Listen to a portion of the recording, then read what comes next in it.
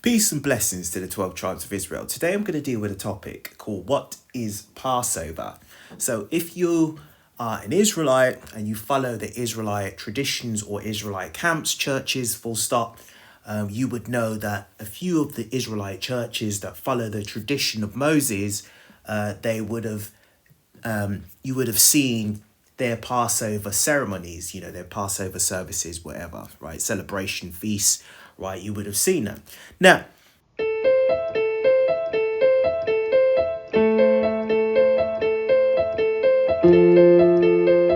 what is Passover? So if you are an Israelite and you follow the Israelite traditions or Israelite camps, churches, full stop, you would know that a few of the Israelite churches that follow the tradition of Moses, they would have you would have seen their Passover ceremonies, their Passover services, whatever, right? Celebration feasts, right? You would have seen them. Now, what I'm going to do with this video, I thought it'd be interesting to kind of just go into the Bible and just pick out the verses relating to Passover to know exactly what it's about, right? Now, in terms of Passover, we're not really supposed to be celebrating Passover because Christ actually fulfilled it, right? But nevertheless, it's interesting to kind of, have a look to see what Passover means in the Bible. So at least we can study that, right? So let's go into the scriptures. Let's go to Exodus 12 and we're going to read from 1 to 28. So for most of what I'm doing, I'm going to stay in Exodus, right? Because that's where it all began, right? And then as I go along, I'll kind of explain bits and then we'll go into the Apocrypha, right? So let's go to Exodus 12 and we're going to read from 1 to 28. And the Lord spoke unto Moses and Aaron in the land of Egypt, saying, This month shall be unto you the beginning of months. It shall be the first month of the year to you. Now, the first month would have been the year of Abib, or Abib, I should say, Abib, right? I think I'm going there in the scriptures, but the first month is always spring, right? And we know that is the first month of the year because it's when everything comes to life again. During winter, everything is dead, right? The leaves fall off, snow falls, vegetation doesn't grow, things die basically. But in spring times, everything comes to life. Your flowers, they start blooming, they start gaining their color. Everything looks beautiful again. The sun is out. The green looks green again. And, the weather improves. It's now warmer. Everything comes to life again because it's a rebirth, right? So that is the beginning of the year. So let's read that bit again. This month shall be unto you the beginning of months. It shall be the first month of the year to you. Speak ye unto all the congregation of Israel, saying, In the 10th day of this month, they shall take to them every man a lamb, according to the house of their fathers, a lamb for an house, right? Or a house, right? So basically what that scripture is saying is that they had to start preparing the lamb, right? So they have to start preparing the lamb for Passover.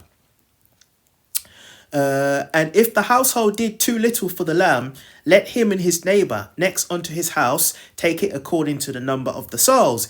Every man according to his eating shall make your count for the lamb. Your lamb shall be without blemish, a male of the first year. Ye shall take it out from the sheep or from the goat. So this is very specific. So the lamb that was sacrificed during Passover, it had to be a lamb that had no blemish. It should have no blemishes whatsoever. It wasn't sick didn't have diseases, that kind of thing. A male of the first year, so it had to be a male of the first year. Ye shall take it out from the sheep or from the goats, and ye shall keep it up until the 14th day of the same month, and the whole assembly of the congregation of Israel shall kill it in the evening. Right, so it's saying, you're going to kill this animal on the 14th day, right? So the 14th day of the month was Passover. Let's read that bit again. And ye shall keep it up until the 14th day of the same month, And the whole assembly of the congregation of Israel shall kill it in the evening. So it was to be killed in the evening of the 14th day of the first day of the year, which is the spring year, which would have been around April. And they shall take of the blood and strike it on two side posts and on the upper door posts of the houses wherein they shall eat it. So this again is specifying what you should be doing with this animal. So it's saying, and they shall take of the blood and strike it on the two side posts and on the upper door posts of the houses wherein they shall eat it. So the two posts on the left and the right, and what they call the lintel, right? So the lintel would have been the beam at the top of the door. And they shall eat the flesh. And they shall eat the flesh in the night, roast with fire and unleavened bread, and with bitter herbs they shall eat it. So they were to eat the animal, they were eat the flesh in the night. So they kill it that evening and eat it, basically, soon after they kill it.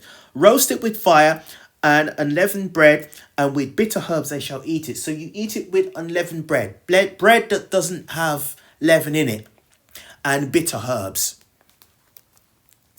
Eat not of it raw, nor sudden at all with water, but roast with fire, his head with his legs, and with the purtenance thereof. And ye shall let nothing of it remain until the morning. And that which remaineth of it until the morning ye shall burn with fire. So you weren't supposed to leave any of the meat until the morning, right?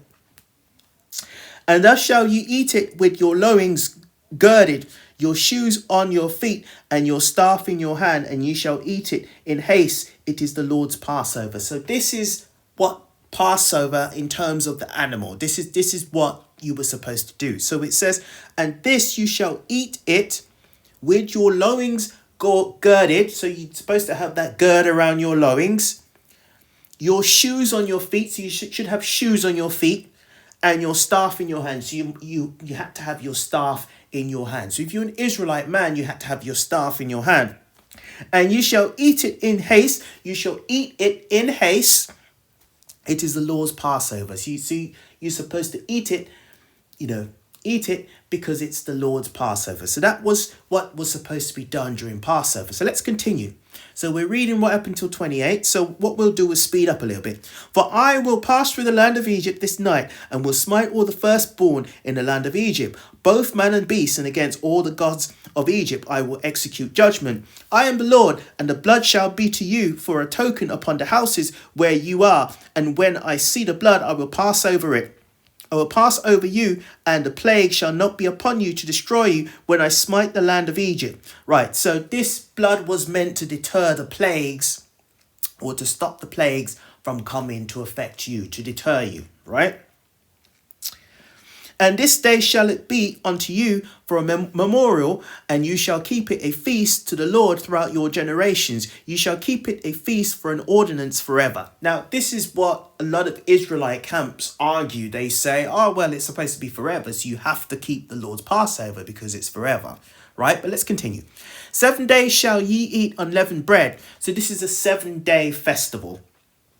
Even the first day you shall put away leaven out of your houses, but whosoever eaten leavened bread from the first day until the 7th day, that soul shall be cut off from Israel. So you couldn't have leaven in your house, and you couldn't eat leavened bread, right? Or anything with leaven in it. You weren't really supposed to have that, right?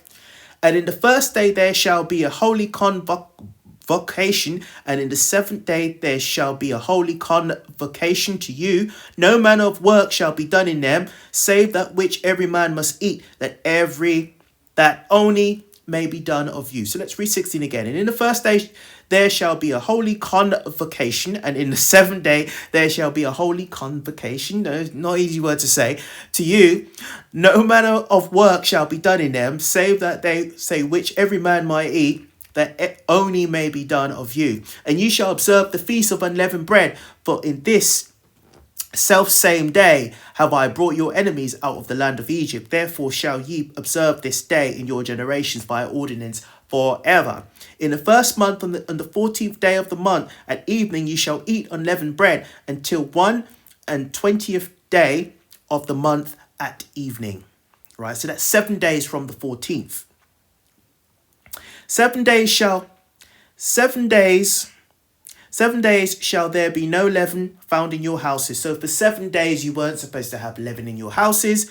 For whosoever eateth that which is leavened, even that soul shall be cut off from the congregation of Israel, whether he be a stranger or born in the land. You shall eat nothing leavened, in all your habitations shall you eat unleavened bread. Right, so the Lord is specifying again and again, no unleavened bread. Then Moses called for all the elders of Israel and said unto them, draw out and take your lamb according to your families and kill the Passover. And you shall take the bunch of hyssop. Hyssop goes into like a shrub, like a shrub. It's like a plant. And dip it in blood that is in the basin and strike the lintel. The lintel is the beam at the top between the two posts of the door. And the two sides of posts which the blood that is in the basin. And none of you shall go out of the door of his house until the morning, for the Lord will pass through to smite the Egyptians. The Lord will pass through to smite the Egyptians, and when he seeth the blood upon the lintel and on the sides of the posts, the Lord will pass over the door and will not suffer the destroyer to come in unto your houses to smite it. And you shall observe this thing for an ordinance to thee, to thy sons forever.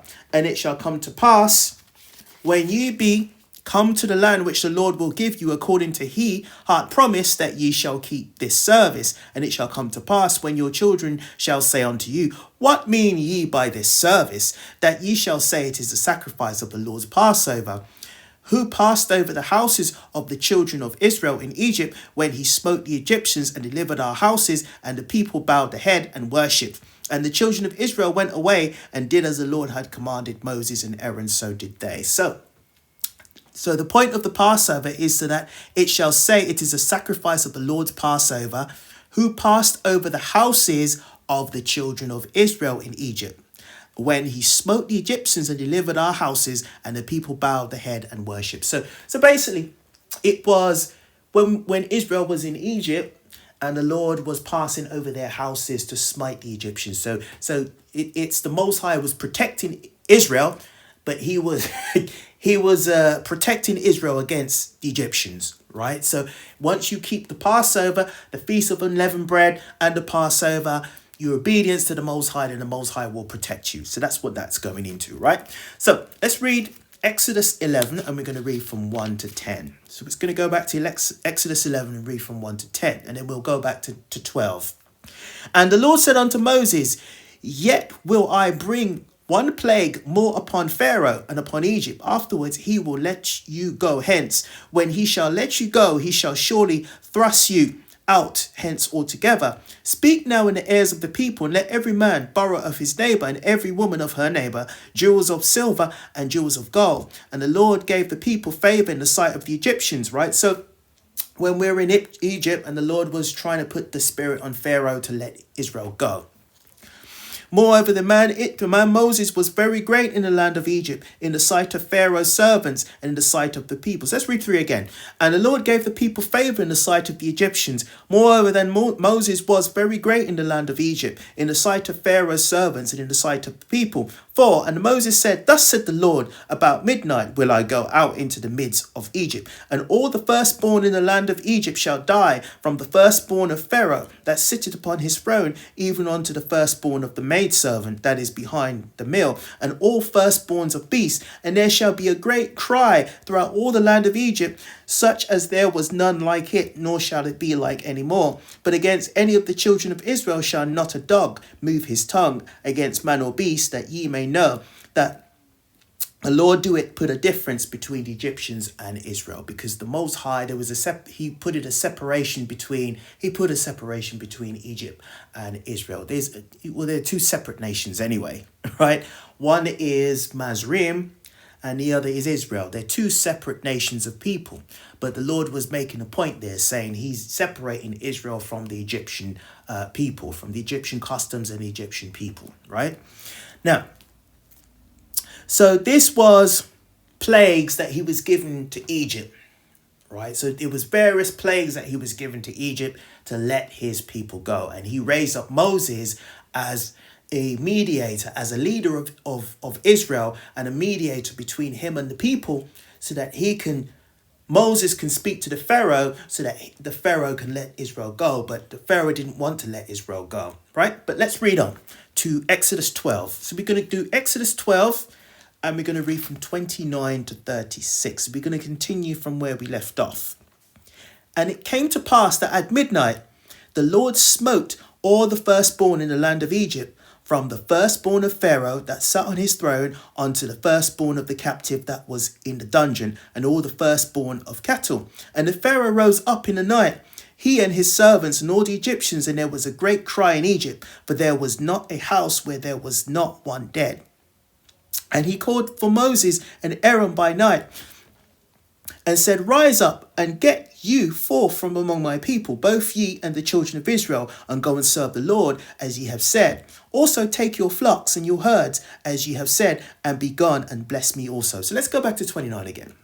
So we read it fast. And it came to pass that at midnight the Lord smote all the firstborn in the land of Egypt, from the firstborn of Pharaoh that sat on the throne unto the firstborn of the captive that was in the dungeon, and all the firstborn of cattle. So all the firstborns were being killed, right?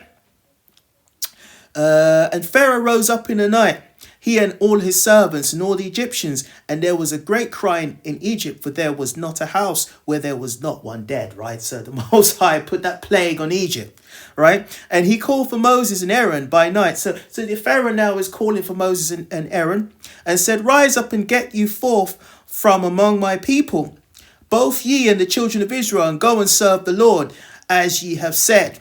Right. Also take your flocks and your herds. So Pharaoh now is saying, I can't deal with this no more. You lot just go. Just take your stuff and just go. Also take your flocks and your herds, as ye have said, and be gone and bless me also. And the Egyptians were urgent upon the people that they might send them out of the land in haste. But they said, We be all dead men. Right. So they was thinking, hang on, they're going to kill us all. Right. The Lord is going to kill us all. And the people took their dough before it was leavened, their kneading troughs being bound up in their clothes upon their shoulders. And the children of Israel did according to the word of Moses, and they borrowed of the Egyptians jewels of silver and jewels of gold and raiment. And the Lord gave the people favor in the sight of the Egyptians, so that they lent unto them such things as they required, and they spoiled the Egyptians. Right, let's just read on to 37. And the children of Israel journeyed from Ramesses to Succoth, about 600,000 on foot, that were men and beside children. And a mixed multitude went up also with them, and flocks and herds, even very much cattle. So let's read one more verse, 39. And they baked unleavened cakes of dough, which they brought forth out of Egypt. But it was not leavened, because they were thrust out of Egypt and could not tarry. Neither had they prepared for themselves any victual. Right, okay, so they were basically tossed out of Egypt, right? And the Egyptians were going, you want this? Here you go. You want this jewel? There you go. Right, so that's what happened, right? So let's now go to Exodus 13. So read in Exodus 13, and we're going to read from 3 to 9. So that's Exodus 13, and we'll read from 3 to 9. And Moses said unto the people, Remember this day in which you came out from Egypt, out of the house of bondage. For by strength of hand the Lord brought you out from this place. There shall no leavened bread be eaten. This day came ye out of the month Abib. So here's that word Abib. So Abib just goes into spring. Right, so it's the first month of the year, which is April. And it shall be, when the Lord shall bring thee in the land of the Canaanites, the Hittites, the Amorites, the Hivites, the Jebusites, which he swore unto thy fathers to give thee, a land flowing with milk and honey, and thou shalt keep this service in this month. Right, so he's saying that he's going into the Feast of the Unleavened Bread, right, the Passover. So the Passover was the sacrificial lamb, and then the blood was sprinkled on the doors, and then the Feast of Unleavened Bread, it goes into where you have no leaven in your house, and you eat no unleavened bread, right? So that is a feast that continued. I suppose it's the Passover stroke unleavened bread continued for about 7 days, right?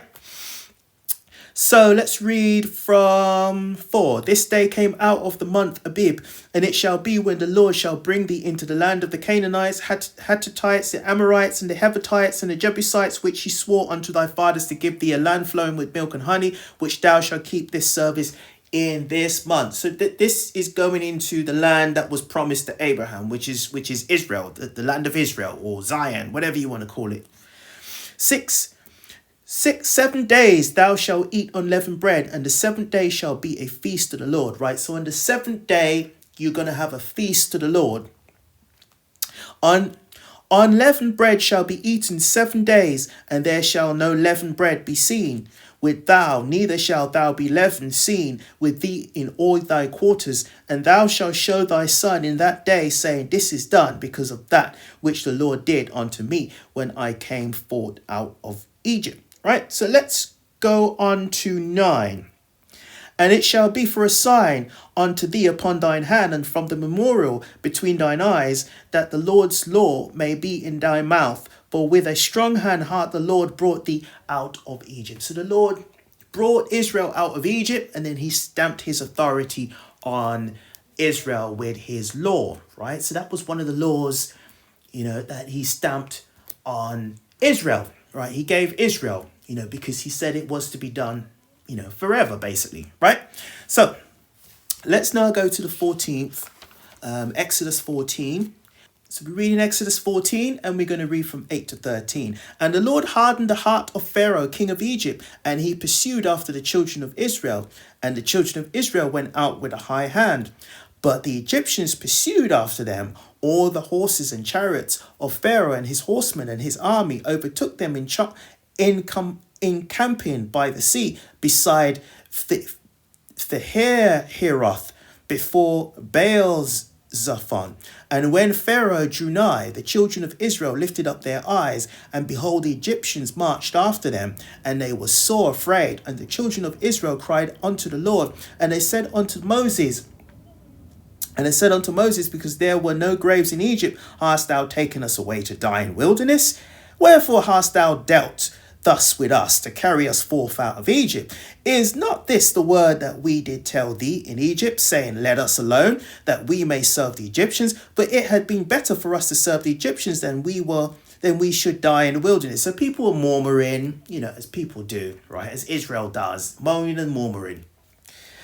And Moses said unto the people, Fear not, stand still and see the salvation of the Lord, which he will show to you today. For the Egyptians whom ye have seen today, ye shall see them again, no more forever. So he's saying, these Egyptians, you're not going to see them again forever. So don't worry about it, Israel. Right. Let's go back up to, let's read from 8 actually, and we're reading to 9. So we're going to go back up again. And the Lord hardened the heart of Pharaoh, king of Egypt, and pursued after the children of Israel. And the children of Israel went out with a high hand, and the Egyptians pursued after them. All the horses and chariots of Pharaoh and his horsemen and his army overtook them encamping by the sea beside Heroth before Baal Zephon. Right, so even though Pharaoh let Israel go, he was like, I ain't gonna let you go. Right? I'm still gonna pursue you. Right? You're my slaves. I can't let my slaves go. Right? So let's read Exodus 14, and we'll read from 19. So we read from 19, and we'll read down a bit, and then we'll read from 26. And the angel of God, which went before the camp of Israel, removed and went behind them, and the pillar of the cloud went from before their face and stood behind them. And it came between the camp of the Egyptians and the camp of Israel. It was a cloud and darkness to them, but it gave light by night to these, so that the one came not near other all the night. But Moses stretched out his hand over the sea, and the Lord caused the sea to go. So I suppose this pillar of the cloud, would have been the spirit of the Most High, right? It would have been the Most High, the guidance from the Most High. And it came between the camp and the Egyptians, the camp of Israel, and it was a cloud and darkness to them, and it gave light by night to these, so that the one came not near the other all the night. And Moses stretched out his hand over the sea, and the Lord caused the sea to go back by a strong east wind all that night, and made the sea dry land, and the waters were divided, and the children of Israel went into the midst of the sea upon dry ground, and the waters were a wall unto them on their right and their left hand. So basically he parted the Red Sea. So there was a wall of water on either side as Israel passed through the pass on dry land to the other side of the river. 23, the Egyptians pursued and went in after them to the midst of the sea, even all Pharaoh's horses, his chariots, and his horsemen. And it came to pass that in the morning watch, the Lord looked unto the hosts of the Egyptians through the pillar of fire and of the cloud, and troubled the hosts of the Egyptians. Right, so let's read that again, 24, because it's packed with something. And it came to pass that in the morning watch, the Lord looked unto the hosts of the Egyptians through the pillar of fire and of the cloud. So that was the Lord in that pillar of clouds, right? And troubled the hosts of the Egyptians, right? So the Lord was there, and he said, I'm letting them through, but I ain't letting you through. Let's continue the story, actually. 25, and took off their chariot wheels, that drove them heavily, so that the Egyptians said, let us flee from the face of Israel, for the Lord fighteth for them against the Egyptians. And the Lord said unto Moses, stretch out thine hand over the sea, that the waters may come again upon the Egyptians, upon their chariots, and upon their horsemen. And Moses stretched forth his hand over the sea, and the sea returned to his strength when the morning appeared, and the Egyptians fled against it, and the Lord overthrew the Egyptians in the midst of the sea. Right? So they pursued Israel. 3:26. And the Lord said unto Moses, stretch out thine hand over the sea, that the waters may come again upon the Egyptians, upon their chariots, and upon their horsemen. And Moses stretched forth his hand over the sea, and the sea returned to his strength when the morning appeared, and the Egyptians fled against it. And the Lord overthrew the Egyptians in the midst of the sea. And the waters returned and covered the chariots and the horsemen, and all the hosts of Pharaoh that came into the sea after them. There remained not so much as one of them. But the children of Israel walked upon dry land in the midst of the sea, and the waters were a wall unto them on their right and left. Thus the Lord saved Israel that day out of the hand of the Egyptians, and Israel saw the Egyptians dead upon the seashore. And Israel saw the great work which the Lord did upon the Egyptians, and the people feared the Lord and believed the Lord and his servant Moses. Right, so that was to the Most High. He stayed with Israel. He did exactly what he said he was going to do. He said he's going to harden the heart of Pharaoh, and that's exactly what he did, right? Even though Pharaoh let Israel go, he couldn't just let Israel go. They couldn't just let Israel go. They still had to pursue Israel, right? And then the Lord ended that by killing them all, right? Those that were pursuing Israel, destroyed them all, right? And therefore, the murmuring that Israel was doing, all of that kind of went, wow, the Lord did that for us. He really loves us, right? So that's what happened. Right, so what we're now going to do is, because I'm running out of time, so I'm now going to we're still dealing with Passover, right? And we're going to go 1 Esdras 1:1. So Passover is actually the actual feast itself is actually in the Apocrypha. So if you go to 1 Esdras, it's in there. So let's go to 1 Esdras 1:1. We're not going to read a lot of it. And Josiah held the feast of the Passover. So Josiah was an Israelite king, right? Held the feast of the Passover in Jerusalem unto his Lord, and offered the Passover the 14th day of the first month, which is what we read. That's when it was supposed to be done, the 14th day of the first month. Now, obviously, when people are celebrating it today, they do it on the 14th month of April, right? But obviously we know that times have changed. So therefore, it's not going to be exactly that date. So the 14th today is not the real date of the Passover, because it was a fixed date, you see. And I tell you what, I haven't planned to do this, but let me go there quickly. Let's go to Daniel 7:25, because this is one of the reasons why. This is one of the reasons why we're not really, the Most High put an end to the ceremonial law, because the ceremonial law depends on following days and moons, right, and times. And we can't really follow the times in that way because things have been confused, because what it is, the Greeks and the Romans, they changed, they added in days, took days away. So everything is kind of mixed up. So you can't follow the precise day, because Passover was supposed to be done on a precise day. It's like the Sabbath is a precise day. It's the seventh day.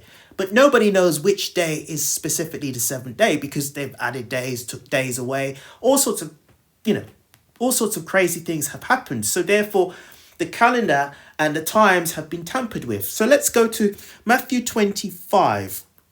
So we're going to read Matthew 7:25. And he shall speak great words against the Most High, and shall wear out the saints and of the Most High, and think to change times and laws, and they shall be given into his hand until the times and dividing of times. Right. So that goes into the Greeks. So the Greeks and the Romans. So what they did, let's read it again. And he shall speak great words against the Most High. So whatever the Most High said, they said, no, we're not going to follow that. We're going to do whatever we want to do. So if the Most High said, don't change the time, right? There's specific days for holy days. He said, they said, that's a separate nation of people. They said, no, we're going to do what we want. So it says, against the Most High, so they shall speak great words against the Most High, and shall wear out the saints. Wearing out the saints, they wore out the saints in slavery and colonialism. So that's when the curses came into being, the full force of the curses in Deuteronomy 28. That's how they wore out the saints.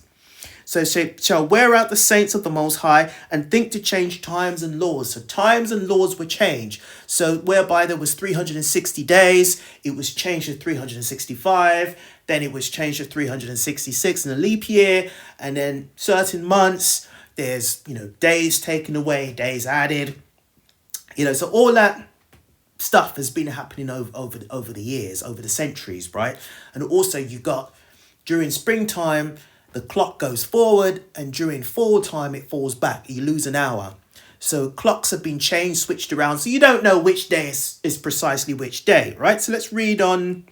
And think to change times and laws, and they shall be given into his hand until times and dividing of time. So it just means that's the duration, for a limited duration period of time when Israel is in captivity. That's what it really means, right?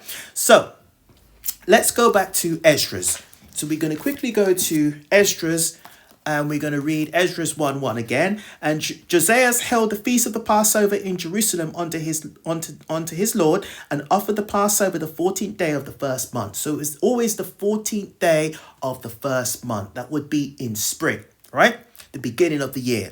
So let's read first Esdras 1, reading from 19 to 23. So the children of Israel which were present held the Passover at that time, and the feast of sweet bread 7 days. So they held the feast of unleavened bread for 7 days. And such a Passover was not kept in Israel since the time of the prophet Samuel. Yea, all the kings of Israel held not such a Passover as Josiah's. And the priests and the Levites and the Jews held with all Israel that were found dwelling at Jerusalem.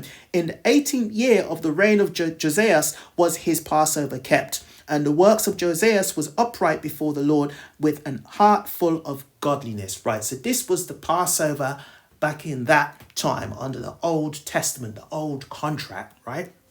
Now, that was what the Passover was about. So that's kind of like a brief. It probably wasn't brief, actually.